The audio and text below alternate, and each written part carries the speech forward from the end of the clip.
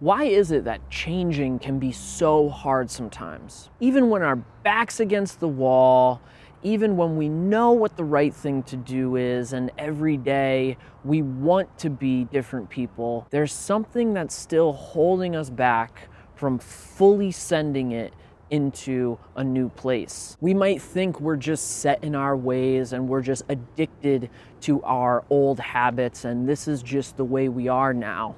But that might not necessarily be true.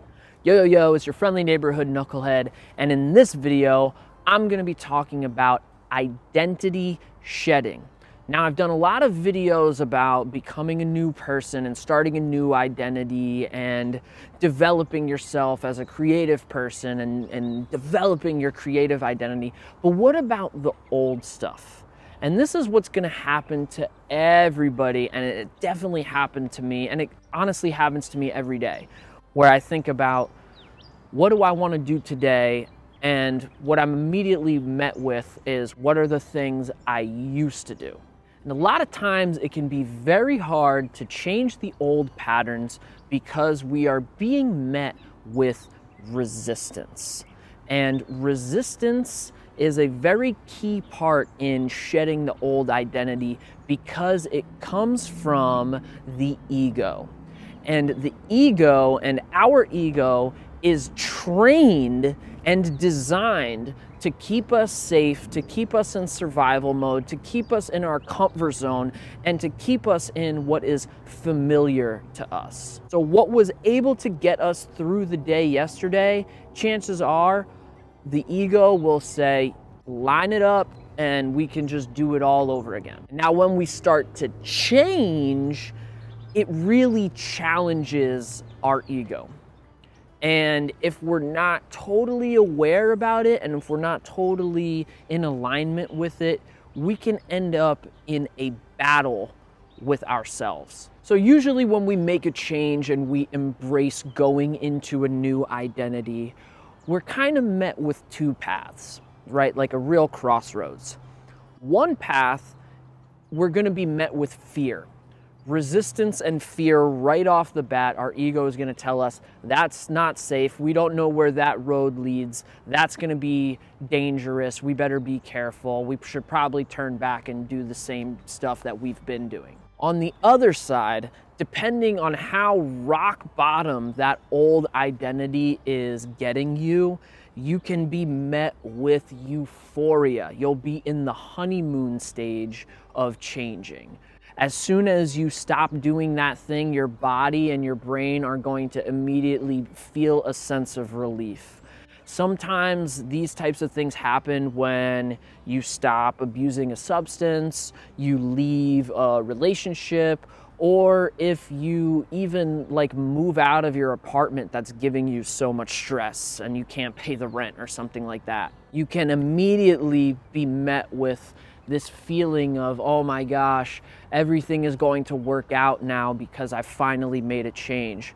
But sooner or later, you'll find yourself on the path of resistance and you'll start to experience fear, because once that euphoria and that honeymoon stage wears off, you'll be met with, okay, well, what is my life gonna look like now? And this process of shedding, it can also be a process of grieving.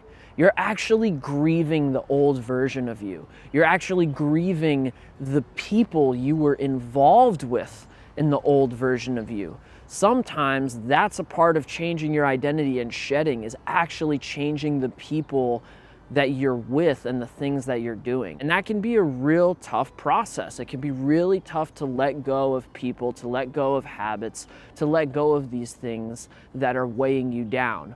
But if you still know that these things are weighing you down, that's pretty much the most important step of this process. Because lots of folks stop at this process. As soon as resistance starts to get met with their changes, they usually go right back into the old ways. Everybody's packed into the gym in January, right? This is the year.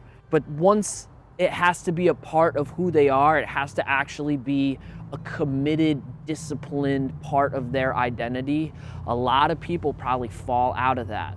Come I don't know, summertime, they start going out, this and that, all of a sudden they'll lose the priority of going to the gym as being a part of their identity. Lots of times people fail to imagine what life looks like not being in that old identity. It's what keeps a lot of people in abusive relationships. It's what keeps a lot of people in jobs that they hate, in living situations that they don't want to be a part of. They don't know how to do something different. They can't imagine what life would be like if things were different. At the end of 2022, when I had to walk away from the relationship that I was in, that was a big identity shift for me. And it was very, very lonely.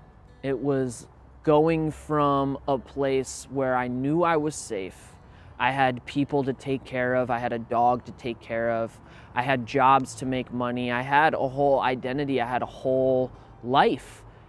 And I essentially had to walk away from all of it because I knew that my participation in that environment was not making anything better. It was just perpetuating a cycle, and neither me or my partner at the time was growing or flourishing in the situation that we were in. Something had to get that train off the track. Something had to derail it. Did you guys hear that train? It's coming right now. How crazy is that? So my big shift was shedding that old relationship, working man version of myself and embracing more of the identity that I want now, which is becoming this artist, becoming this person who shares their experiences and connects with other artists and is somebody that can empower people to stay creative and to become more self-aware. But the memories of the past come back.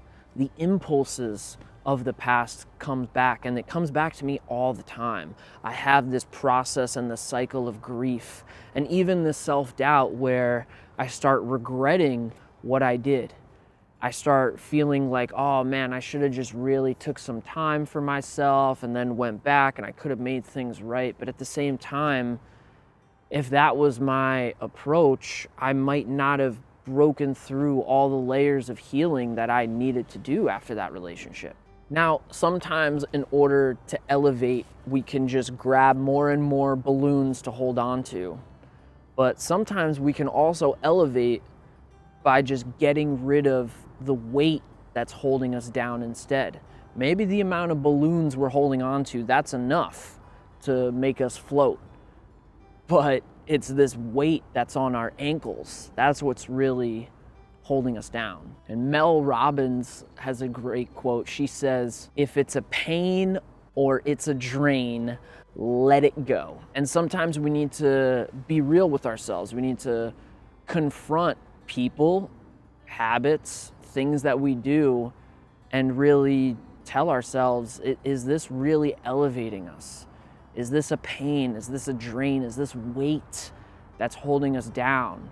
Whether it's a habit of smoking or drinking or video games or staying up late at night and not being on a good sleeping pattern or a bad job. Like, how can we cut this weight? And what can we then replace it with? Because sometimes that really helps the shedding process. Like, just getting rid of something seems too easy.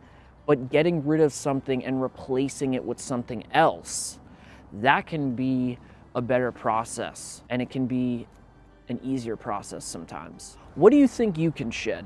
I want you to let me know in a comment below. Speak it into existence. Really get aware of what's something that you can shed to become a better version of yourself, to become the identity that you want to have. If you're at this point in the video, you might as well give it a thumbs up and subscribe to see more stuff. And up here, I'll put a video about understanding your ego, especially if you're an artist. I'll go more in depth on what the ego is. And up here, Another thing you can do to shift your identity is to become a songwriter. It's very easy, and I'll break it down in that video. See you in the next video. Stay creative.